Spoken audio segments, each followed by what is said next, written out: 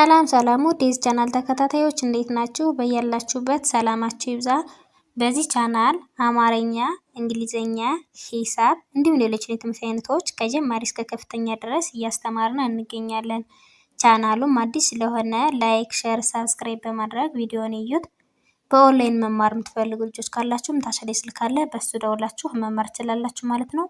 እንግዲህ በዛሬው ቪዲዮአችን አማርኛ ፊደላትን በማጥናት ባለ ሁለት ሆሄ ቃላቶችን ምስረታ የሚል ይዤላችሁ መጥቻለሁ። እነዚህንም አንድ ባንድ አሳያችኋለሁ። ከኔ ጋር ቆዩ። አሁን ቀጥታ ወደ ቪዲዮአችን ተከታተሉኝ። እንግዲህ በዛሬው ቪዲዮአችን ከነስከው ያሉትን አማርኛ ፊደላቶች በማጥናት የተለያዩ ቃላቶችን መስርቼላችኋለሁ። እነሱን ማሳያችኋለሁ። ተከታተሉኝ።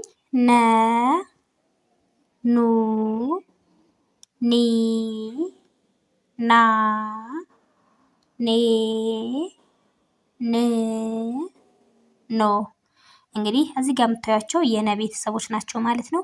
እነዚህን ፊደላቶች አሁንም ሁለተኛ ደግምላችኋለሁ። ተከታተሉኝ። ነ ኑ ኒ ና ኔ ን ኖ።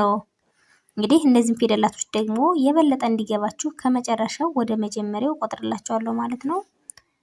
ኖ ን ኔ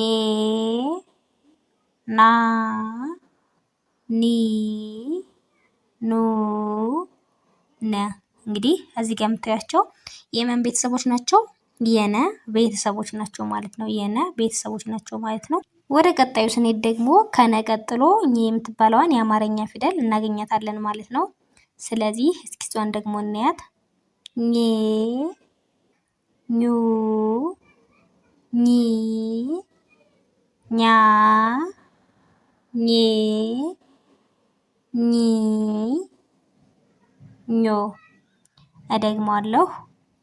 ኘ ኙ ኚ ኛ ኜ ኚ ኞ። እንግዲህ እነዚህ የማን ቤተሰቦች ናቸው? የኘ ቤተሰቦች ናቸው ማለት ነው። ስለዚህ እነዚህ ፊደላቶች ደግሞ ከመጨረሻው ወደ መጀመሪያው ቆጥርላችኋለሁ ማለት ነው። ተከታተሉኝ። ኞ ኚ ኜ ኛ ኚ ኞ ኘ። እንግዲህ የኘን ቤተሰቦች ካየነ ቀጣይ ደግሞ የአን ቤተሰቦች እናያለን ማለት ነው። እንግዲህ አ ማለት የትኛዋ ፊደል ናት? ይችኛዋ ፊደል ናት ማለት ነው። ስለዚህ የአን ፊደል እስከ ቤተሰቦቿ እስኪ እናያት። ስለዚህ አ ኡ ኢ አ ኤ እ ኦ። እስኪ እነዚህን ፊደላቶች ደግሞ ይደግምላችኋለሁ ማለት ነው። አ ኡ ኢ አ ኤ እ ኦ። እነዚህን ፊደላቶች አሁን ከመጨረሻው ወደ መጀመሪያው የበለጠ እንዲገባችሁ ደግሞ ቆጥርላችኋለሁ ማለት ነው። ኦ እ ኤ አ ኢ ኡ አ። እንግዲህ እነዚህ የማን ቤተሰቦች ናቸው ማለት ነው? የአ ቤተሰቦች ናቸው ማለት ነው። አሁን ደግሞ ከአ ቀጥሎ ከምትባለዋን የአማርኛ ፊደል እስከ ቤተሰቦቿ ድረስ እናያለን ማለት ነው። ከማለት የትኛዋ ናት? ይችኛዋ ፊደል ናት ማለት ነው። ስለዚህ እስኪ እሷንም እናያት። ከ ኩ ኪ ካ ኬ ክ ኮ። እነዚህን ፊደላቶች ደግሞ አሁንም እደግምላችኋለሁ ማለት ነው። ከ ኩ ኪ ካ ኬ ክ ኮ። እንግዲህ እነዚህን ፊደላቶች ደግሞ አሁንም ከመጨረሻው ወደ መጀመሪያው ቆጥርላችኋለሁ ማለት ነው። ኮ ክ ኬ ካ ሂ ኩ ከ።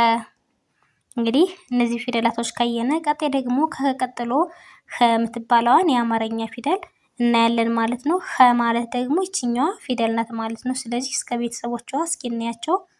ኸ ሁ ሂ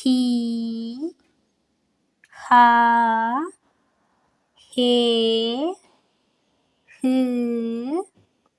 ሆ።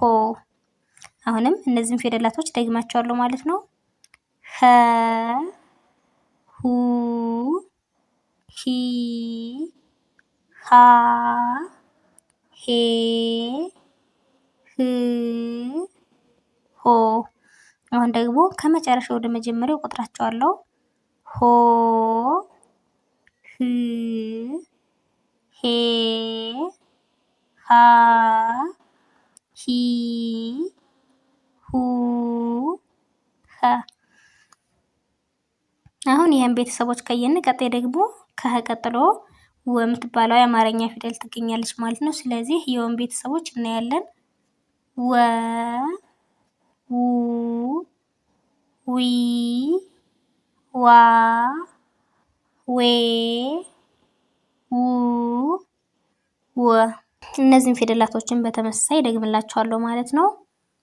ወ ው ዊ ዋ ዌ ው ወ። እንግዲህ እነዚህ ፊደላቶች ከመጨረሻ ወደ መጀመሪያው ቆጥርላቸዋለሁ። ወ ው ዋ ው ወ። እንግዲህ እዚህ ጋር የምታያቸው ከነ እስከ ወ ያሉት ፊደላቶች ናቸው ማለት ነው። እነዚህን ፊደላቶች ደግሞ በማጥናት የበለጠ እንዲገባችሁ እነዚህን ቃላቶች መስርቼላችኋለሁ ማለት ነው። እነዚህንም ከማን ቤተሰብና ማን ፊደል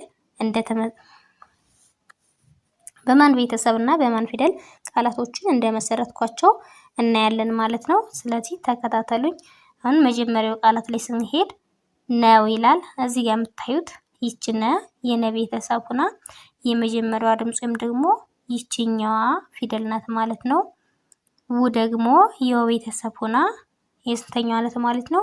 የሁለተኛዋ ድምጽ ናት ማለት ነው። ስለዚህ እነዚህ ሁለቶቹን ፊደላቶች አንድ ላይ በማጣመር ነው የሚል ቃል መስርተናል ማለት ነው።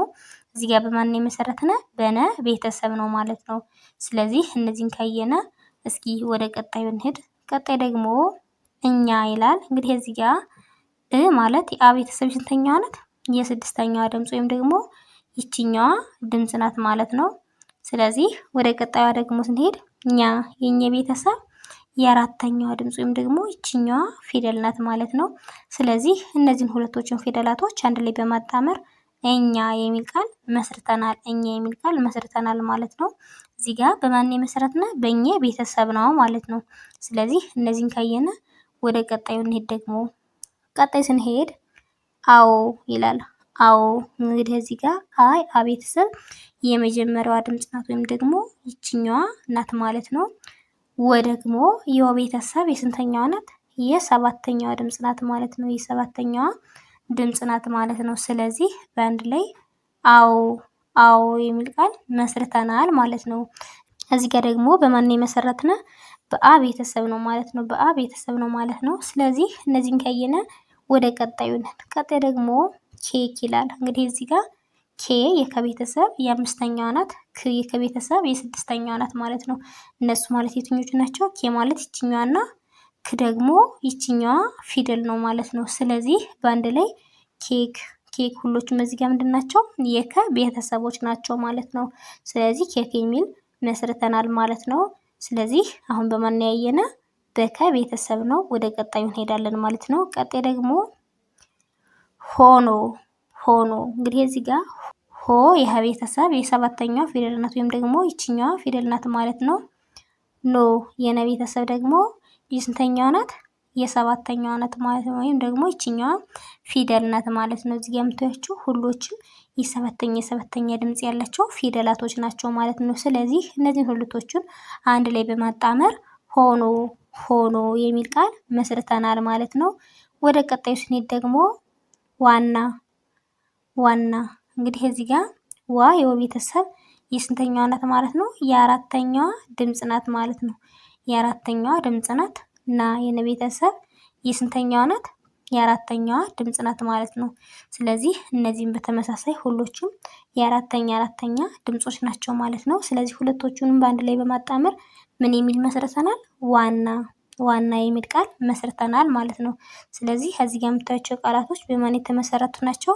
ከዚህ ጋር በምታዩቸው ከነ እስከ ወ ባሉት ፊደላቶች የተመሰረቱ ናቸው ማለት ነው። ስለዚህ እንዳጠቃላይ በዛሬው ቪዲዮአችን እነዚህን ካየን በቀጣይ ቪዲዮ እስከምንገናኝ ድረስ በያላችሁበት ሰላም ቆዩልኝ።